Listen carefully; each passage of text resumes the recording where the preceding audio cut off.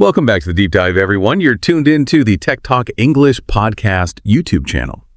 Today we're tackling, a huge question.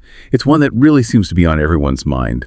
What's actually going to happen to our jobs, with artificial intelligence becoming so powerful?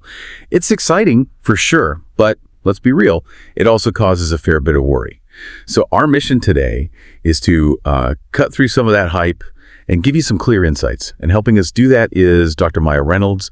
She's a leading researcher in AI and the future of work, advises all sorts of organizations, governments, big companies, startups on navigating these changes. Thanks so much for joining us. It's great to be here. This is such a vital conversation right now. Absolutely. Okay, let's unpack this. Oh, and just before we jump in, if you find this useful, please give us a quick like, maybe share it with someone who's curious about this stuff, and definitely subscribe to the Tech Talk English podcast channel so you don't miss our future deep dives. Yeah, please do. And, I think the first thing to get straight is that AI isn't some, far-off sci-fi thing anymore. What's fascinating here is it's already here. It's already changing how we work. And crucially, the story isn't just about jobs disappearing. It's about jobs changing, fundamentally. Right, that's a really important point, because the headlines often just scream, robots are taking over. Yeah. But you're saying it's more complex than that. So looking ahead, say, over the next 10 years or so, how do you actually see AI reshaping things? What's the big picture? Well, maybe a historical lens helps. Think about the Industrial Revolution. We didn't just, lose all the farm jobs and that was it. No, jobs shifted massively from fields to factories, right? And then later, another big shift from manufacturing into service industries. AI is like that. It's another one of those huge transitions. We're seeing a move away from tasks that are very repetitive, very predictable. That applies to both manual work and knowledge work. And we're moving towards roles that really need those human skills, creativity, dealing with complex problems, real human interaction. So it's less about fewer jobs overall and more about a major reshuffle of what work looks like for humans. Okay, so a reshuffle, a pivot, not necessarily an ending. That's somewhat reassuring. But, I hear people say things like, oh, my job needs critical thinking. AI can't do that. Then you see AI writing decent articles or code. It makes you wonder, how do we figure out which jobs are genuinely more at risk? And maybe more interestingly, which ones might be surprisingly safe? That's the core question, isn't it? The jobs most vulnerable, fundamentally, are the ones built on routine. Tasks you can break down into clear, repeatable steps. And it's not just about blue collar versus white collar. That distinction is getting blurry. Okay. So think about administrative roles heavy on scheduling or data entry. Telemarketing, certain kinds of customer support that rely on scripts. Manufacturing obviously continues to automate with robotics, but what surprises people is the white-collar impact. Yeah. Like lawyers using AI for basic contract review, that used to be hours of junior lawyer work. Accountants using AI for data analysis, spotting anomalies, AI is often better at that now. It drills down to the tasks within the job, not the job title itself. The task level. That makes sense. And this raises an important question. What parts of work are uniquely human? Okay, so that's the vulnerability side. What about the flip side? Which jobs have that built-in resilience? What makes them safer in an AI world? Well, the safer roles, and often the ones that will actually be boosted by AI, are those that really lean into things only humans can do well, at least for now. Like what specifically? Deep emotional intelligence is a big one. Genuine creativity, the kind that comes up with something truly new, not just remixes, and a really complex, nuanced problem solving where there isn't a clear data set to follow. Think about healthcare. A nurse's job involves so much empathy, patient care, judgment calls based on subtle cues.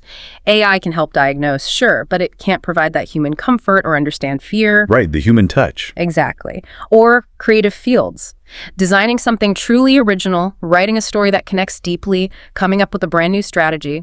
AI can generate stuff, yes, but it struggles with genuine novelty, with emotional depth, with understanding culture. It's powerful, incredibly powerful, but AI doesn't feel, it doesn't have intuition or real creativity in the human sense. So it really comes down to the messy, unpredictable, creative parts of being human. Okay, I love this because it shifts the focus to collaboration, but it also suggests we'll need completely new kinds of jobs, right? Let's talk opportunities. What kind of new roles are actually popping up now because of AI? Things we maybe couldn't have imagined before. Oh, absolutely. That's the really exciting part, seeing these new roles emerge. Yeah. For example, AI trainers. These are people who literally teach the AI models. They feed data, label it, correct the AI's mistakes. It's like being a tutor for a very smart but very literal digital student. Okay, interesting. Then there are AI ethics officers. As AI gets woven into everything, we desperately need people ensuring it's used fairly, transparently, without bias. They're like the conscience for the technology. That seems crucial. What else? Human AI collaboration specialists. Their job is to design how humans and AI actually work together on a team day to day, making that interface smooth, productive, figuring out who does what best. And AI explainability experts. AI can be a black box sometimes. These folks work on making AI decisions understandable to regular people, to regulators, even to other experts. Building trust, essentially. Wow. AI trainer, ethics officer, collaboration specialist, explainability expert. It really shows we're building a whole new ecosystem, not just trimming the old one. But okay, this leads to the big challenge. How do we get people ready for these roles? If someone's listening right now, maybe feeling a bit anxious about their current job, what skills should they practically focus on building? Yeah, that's the million-dollar question, isn't it? I think it boils down to 3 key areas, skills designed to work with AI, not fight against it. Okay, what are they? First, technical literacy. Now, this doesn't mean everyone needs to become a hardcore coder, not at all. But having a basic grasp of data, how algorithms work generally, and just being comfortable using digital tools, including AI tools, that's becoming fundamental, like reading and writing was in the past. Got it. Foundational tech savviness. What's second? Second is sharpening those human skills. This is where we have the edge. Creativity, leadership, critical thinking, collaboration, and especially emotional intelligence and empathy. These are the things AI is, frankly, pretty bad at. They become premium skills. Makes sense. And the third? And finally, adaptability. The pace of change is just nuts right now. So the ability to learn new things quickly, new tools, new processes, new ways of thinking, that's your superpower. Being flexible, having a growth mindset. Think of it like this.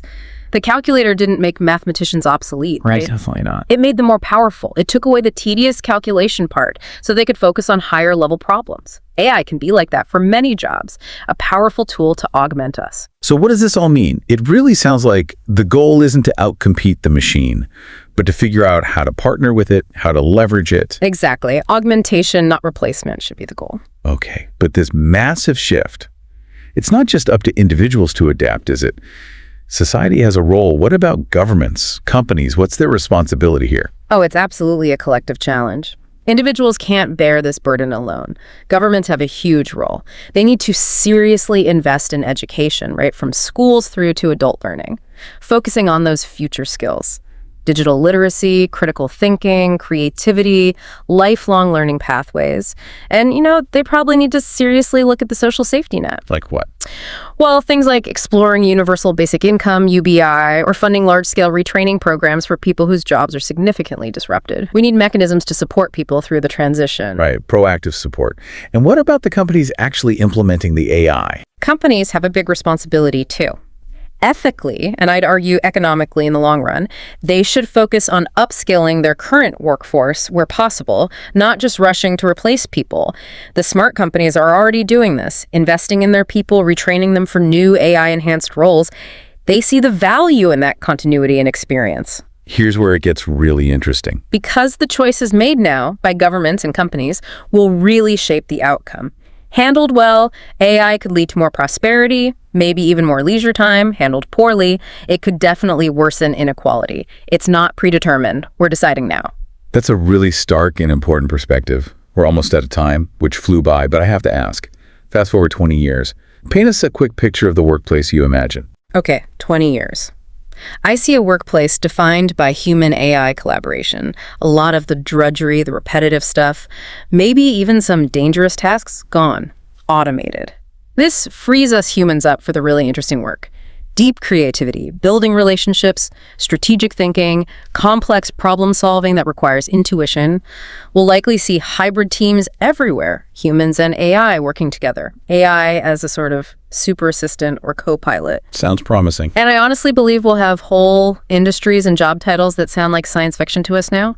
Just think, back in the 90s, who could have pictured social media manager or cloud architect as common jobs? That's a great point. The future is often weirder than we predict. Exactly. The jobs of 2045 will likely surprise us just as much. Okay, that gives us a lot of hope, actually. A future where maybe we get to be more human at work. Before we let you go, what's the single biggest piece of advice you'd leave our listeners with?